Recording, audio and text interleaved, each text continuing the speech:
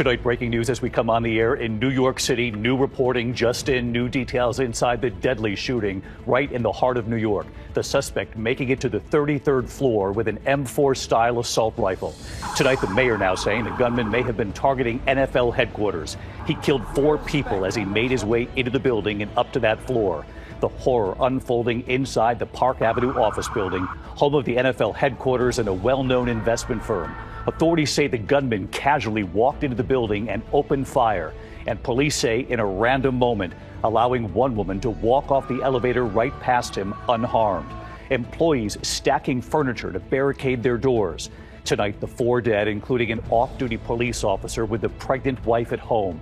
And the 3-page note on his body revealing his possible motive.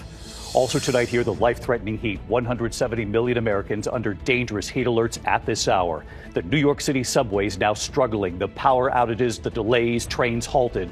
Temperatures feeling like triple digits from Texas to Nebraska, all the way to the Northeast. 104 degrees in Philadelphia, 103 in New York City. And now this heat triggering tornadoes and severe storms with damaging winds. Late today, President Trump returning to the White House and making a claim about Jeffrey Epstein while on Air Force One. The president telling reporters Jeffrey Epstein stole people who worked for him at Mar-a-Lago, saying some of them were young women. He says Epstein took them from Trump's spa. And what else the president is now claiming about Jeffrey Epstein. Tonight, there are new images now of a person of interest after that mother and father hiking with their daughters were murdered. The daughters left unharmed. What authorities now want the public to see tonight. This evening, the images coming in, the large plant explosion, first responders on the scene right now, searching for multiple workers still missing. The harrowing close call tonight involving a fighter jet, and you'll see it. The pilot making a stunning maneuver, what he was trying to avoid. And you know them from Live with Kelly and Mark, but tonight a side you haven't seen. Traveling back to the country where Mark spent most of his childhood to help lift a town that had been largely forgotten. What they're doing to cheer for the underdogs. And we have a feeling you'll be rooting for them too. Tonight we take you back to Italy with Mark Consuelos and Kelly Ripa to run with the Wolves. From ABC News World Headquarters in New York, this is World News Tonight with David Muir. Good evening, and it's great to have you with us here at a very busy Tuesday night. We begin tonight with new reporting. We take you inside that deadly shooting right in the heart of New York City. It was just as we were coming on with the news last night. Authorities say a gunman was walking calmly into a Park Avenue office building, opening fire on his way in and making it all the way to the 33rd floor. You can see it here, an M4 style assault rifle at his side. He killed 4 people and wounded a 5th. The suspect, 27-year-old Shane Tamura, approaching 345 Park Avenue, just blocks from Grand Central Station. In the lobby, opening fire, killing an NYPD officer and 2 others before taking the elevator to the 33rd floor. Officers with long guns responding, entering the building, soon running out, carrying the wounded, treating them on the street. We're learning more about the terrifying ordeal inside. Look at this. Workers hearing the gunfire, then stacking office furniture to barricade the doors. Police clearing the building, people running from the scene with their hands in the air. The faces of the fallen tonight. Officer Didnal Islam working an extra shift, leaving behind a pregnant wife and 2 sons.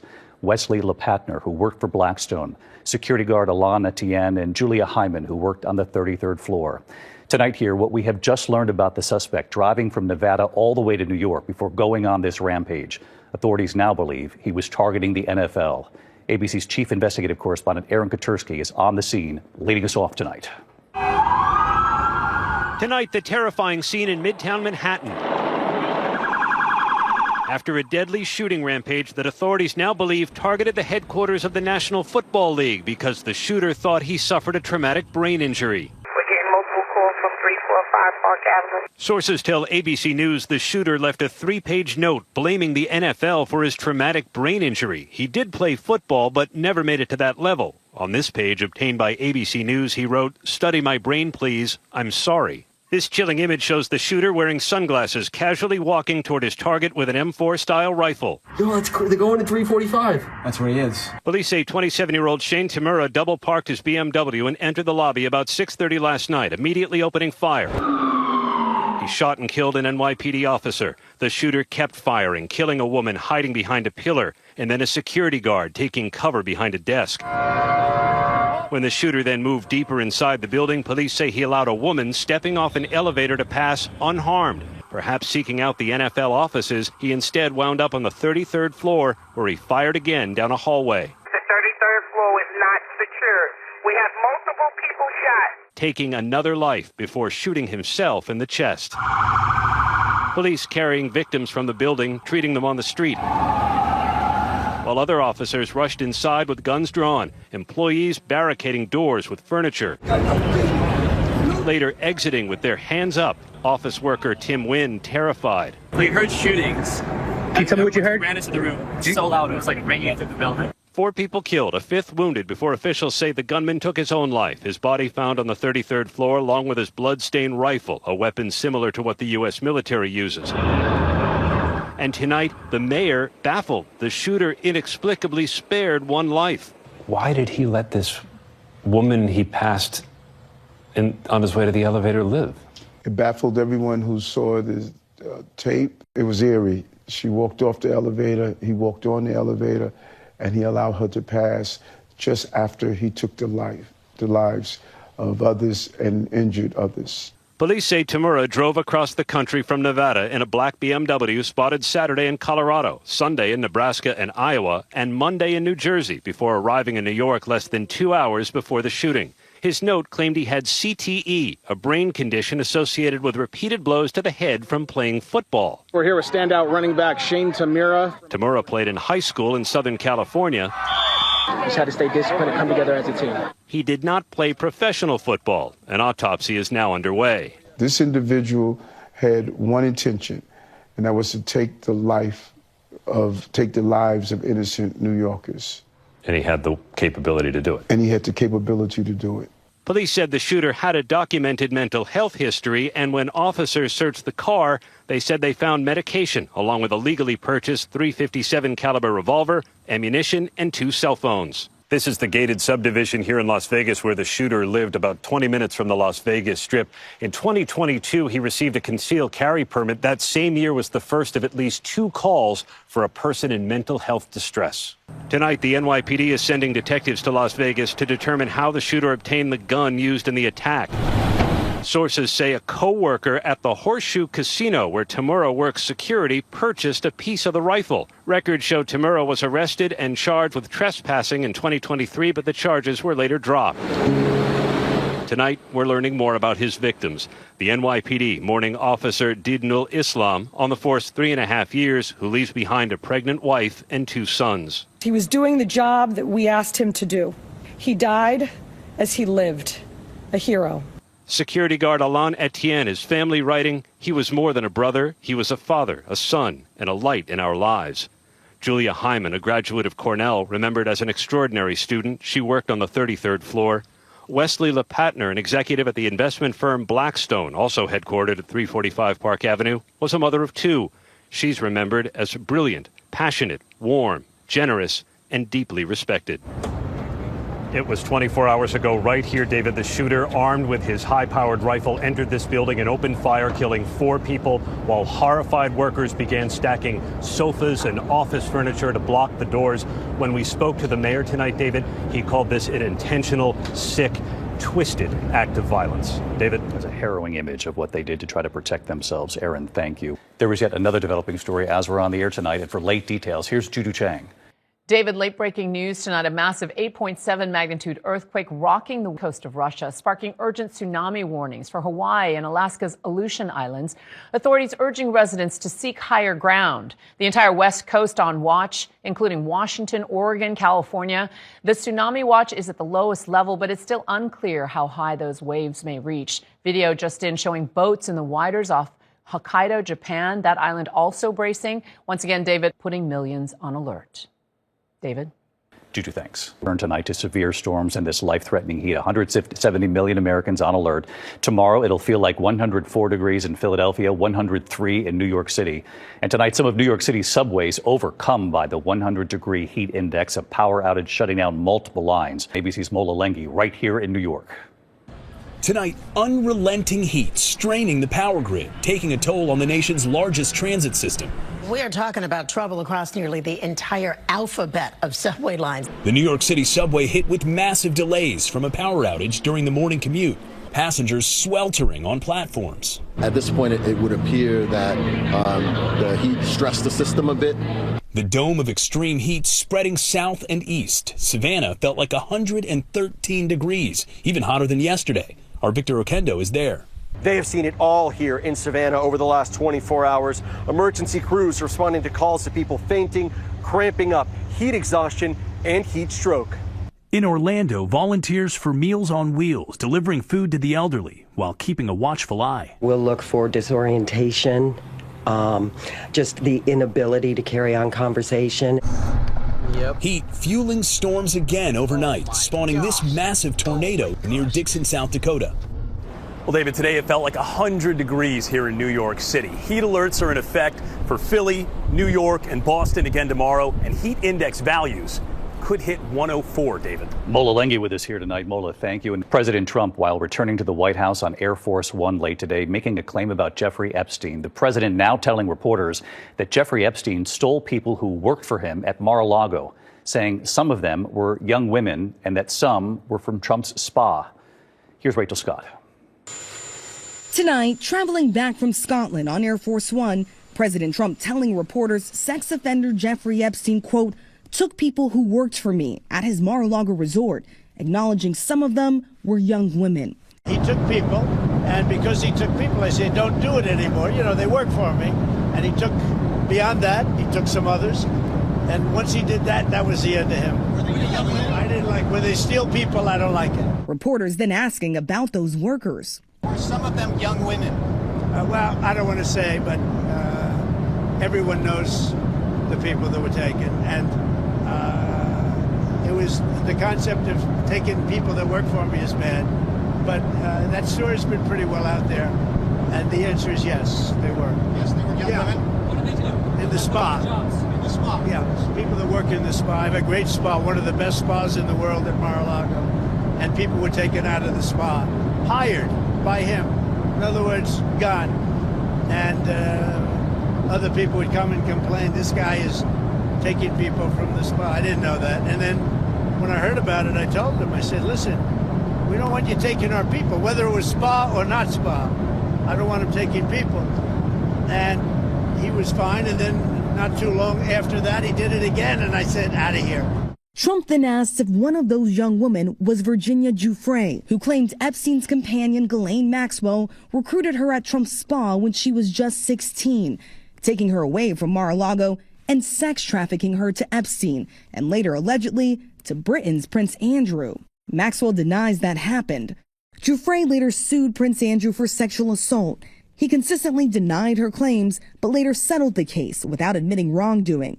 She died by suicide earlier this year. Mr. President, did one of those stolen, persons, that include Virginia Jeffrey? I don't know. I think she worked at the spa. I think so. I think that was one of the people. Yeah. He stole her. And by the way, she had no complaints about us, as you know. None whatsoever. Last week, Maxwell spent 9 hours meeting with Deputy Attorney General Todd Blanche, who is President Trump's personal attorney. She is currently serving 20 years in prison. The president has not ruled out pardoning her, saying, I'm allowed to do it. Ghislaine Maxwell has also been subpoenaed by the House Oversight Committee. Today, she said she would be willing to testify if granted immunity, something that congressional leaders say they are not willing to do. She also offered to testify publicly if granted a pardon, David. Rachel Scott reporting again tonight from Scotland. Rachel, thank you. Tonight, there are new images of a person of interest in the murders of a mother and father while they were hiking with their 2 young daughters in a state park in Arkansas. The daughters were unhurt. Authorities releasing a photo of a man seen from the back, dressed in black right there. Police also releasing a sketch of the potential suspect. Clinton and Kristen Brink were found dead on a trail. Their daughters not hurt, as I said. Authorities believe the suspect may have been injured in the attack. When we come back tonight, a lot more news ahead. We'll take you to Italy tonight with Mark Consuelos and Kelly Ripa and what they're trying to do to lift an entire town. This is something.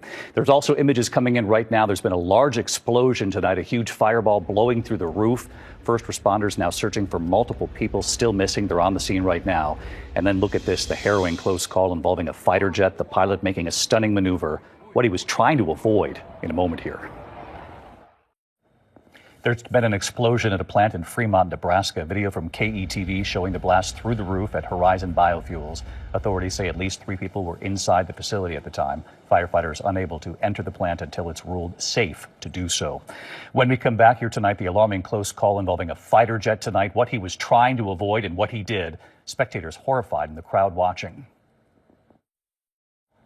To the index, a close call involving a Spanish Air Force fighter jet, the pilot performing a sudden maneuver to avoid a potentially devastating bird strike during an air show in northern Spain. The EF-18 Hornet twisting and turning as the crowd watched. Air Force officials praising that pilot for averting a disaster. When we come back here tonight, Mark Consuelos and Kelly Ripa taking us to Italy. Their effort to lift an entire town and a team. And you'll be cheering too. Finally tonight here, running with the Wolves, Mark Consuelos and Kelly Ripa returning to the country where Mark spent much of his childhood, Italy, investing in a team and a town long forgotten. They're hoping you'll cheer on that team too. Ciao. Ciao. Ciao. On the set with Kelly and Mark, but this is no ordinary visit. You've really done it. You've really done it. You've gone and bought a team. Good to see you. Americans have known Kelly Ripa and Mark Consuelos since their days on All My Children, their acting careers, Kelly becoming a fixture in the mornings, and then Mark joining her. All right, we're here. But their newest challenge, It's beautiful. to lift the hopes of an entire town back in the country where Mark grew up. You grew up in Italy for part of your childhood. The first 6-7 years in Italy with your parents and speaking Italian. My mom really, I attributed her my love for this game. And I remember her crying when the Italians won the World Cup in 1982.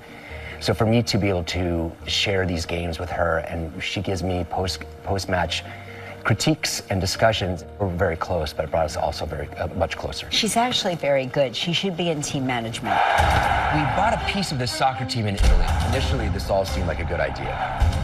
Be careful what you wish for. That should have gone in, man. The two of you root for the underdogs. Anyone who comes on this show, you take care of them, you root for them, you root for the audience. And I see real parallels with what you're doing in this small town in Italy. We've always viewed ourselves as underdogs as well, you know, on the other side of the rope a little bit. We love that about us. And It's how we all found each other, I mean, really. And this town in this little-known region of Italy, often forgotten, was in danger of losing their football club that they've had over 100 years. In Italy, football is everything. Everything. The team is Campobasso, formed in 1919. The last time they soared was back in the 80s, then largely forgotten. The townspeople there cannot believe Mark and Kelly are now there because they believe in them. I just want to be a lucky charm. I don't want to be an unlucky charm. Un grande onore stare qui con voi. The dream in the eyes of the children. When you watch those moments of Mark walking through that town, when they saw this is the guy who believes in us again, and the Nonas from the balconies waving down to you. It's so amazing. It must have been incredible. It's incredible for them. They've given players who were once stars a second chance. And it's not just the players they believe in. Even the guy who takes care of the pitch. He's very particular. There's a moment where you're flat out on the pitch. This is like my dream.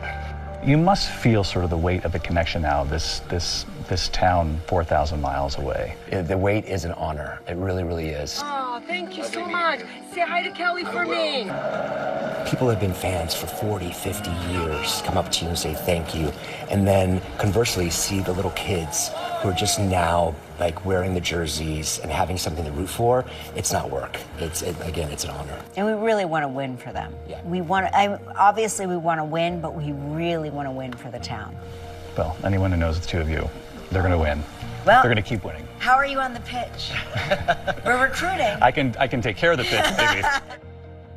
Running with the Wolves premieres tonight and Thursday night, 7 p.m. Eastern on ESPN. You can then stream it on ESPN+. Go Wolves. Good night. David Muir, the most watched newscast in America. And now, ABC's World News Tonight has won the Emmy for Best Live News Program for the third year in a row.